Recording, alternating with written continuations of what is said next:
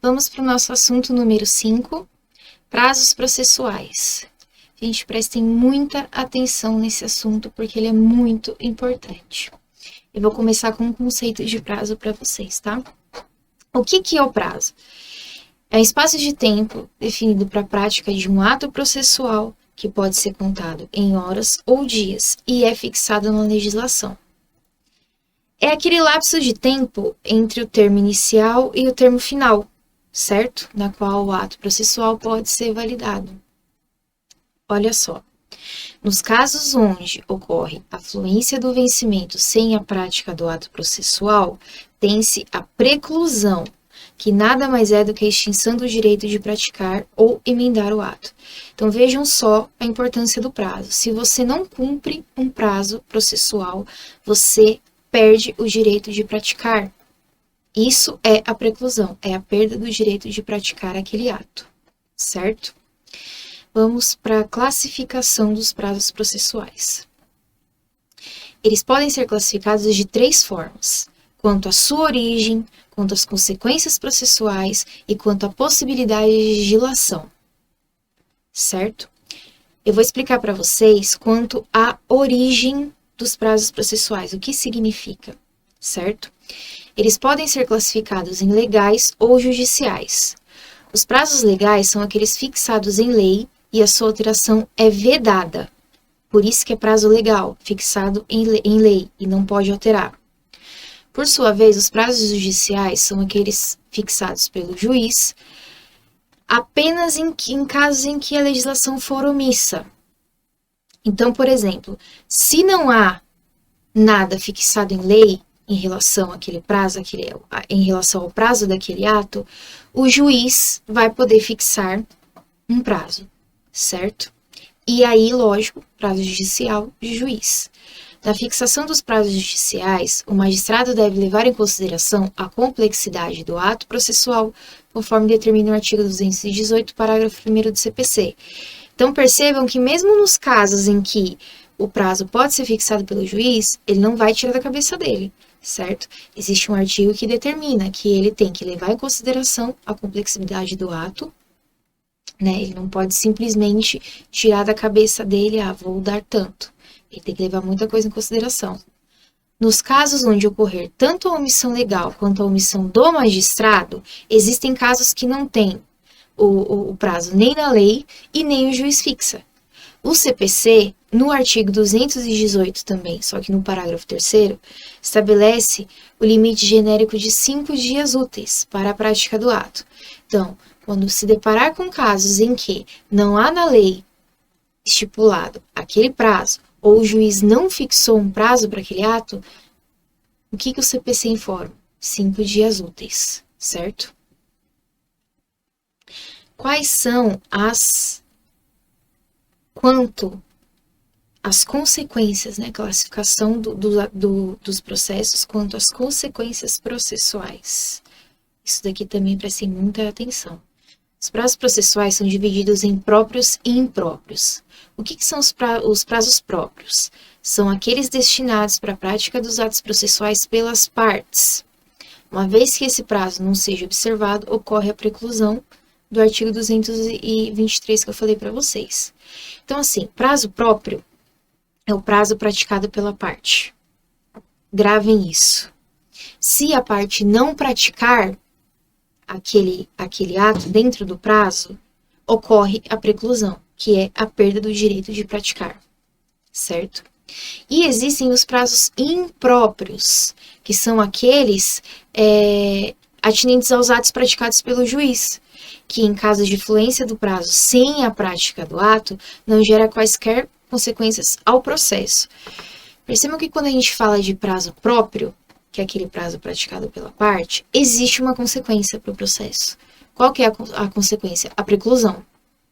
Quando a gente fala de prazo impróprio, que é aquele relativo ao juiz, né, aos atos do juiz, não ocorre uma consequência para o processo, certo? Não gera nenhum dano ao processo. O que ocorre é, segundo o artigo 143 do CPC, o juiz pode, certo, em alguns casos, ele pode responder civilmente por perdas e danos, nos casos em que se recusar, omitir ou retardar, sem prévio motivo, providências que deva ordenar de ofício ou a requerimento das partes, certo? Mas percebam que, mesmo assim, quem sofre a consequência é quem pratica o ato, ou quem não pratica o ato, né? O juiz, e não o processo. O processo em si não sofre nenhuma consequência. Já no caso de prazos próprios, ele sofre, que é a preclusão.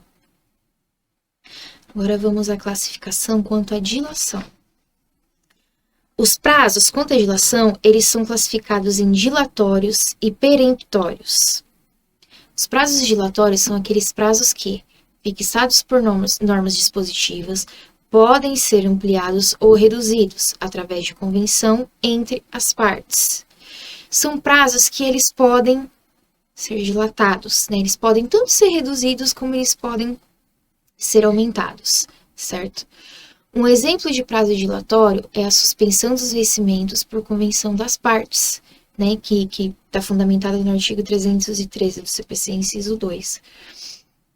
Então, existem prazos que as partes convencionando, eles podem ser tanto reduzidos como ampliados. E existem os prazos peremptórios, que são aqueles que não podem ser reduzidos ou ampliados. Aí eu coloquei aqui as exceções para vocês, artigo 222, parágrafos 223 e o 139. Certo? Olhem essas exceções, porque esses prazos são peremptórios, mas ainda assim eles podem ser reduzidos ou ampliados, tá? Mas a regra é, prazo dilatório pode ser alterado. Prazo peremptório não pode ser alterado. Existem as exceções, tá? Mas a regra é essa. Agora a gente vai falar sobre a contagem dos prazos, tá, gente? Onde que está a contagem dos prazos? Está prevista no artigo 219 do CPC. Lá está falando que só vai ser computado os dias úteis, ou seja, não inclui feriado, sábado e domingo. E os dias que por alguma razão não há expediente no fórum. Acontece, tá? Então, suspender o expediente no fórum também não é contado, também não entra para contagem de prazo processual, tá bom? De acordo com o artigo 224, os prazos processuais serão contados excluindo o dia do começo e incluindo o dia do vencimento, certo? O último dia de prazo.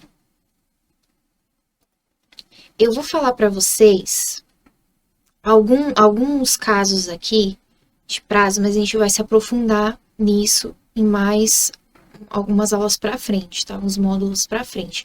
Mas é para vocês terem uma ideia, mais ou menos, tá bom? De como que conta o prazo. Todos os recursos, isso daí foi uma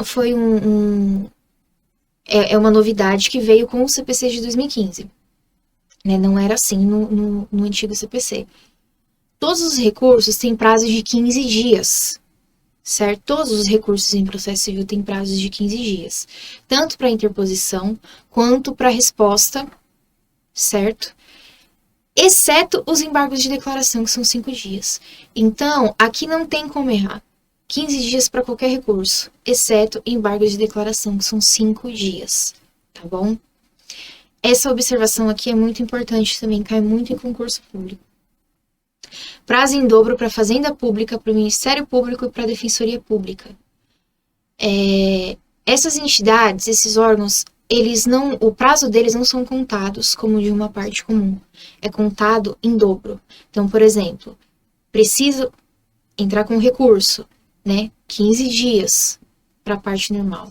Para eles, o prazo vai ser de 30, vai ser contado em dobro, tá bom? Eles têm essa prerrogativa do prazo em dobro.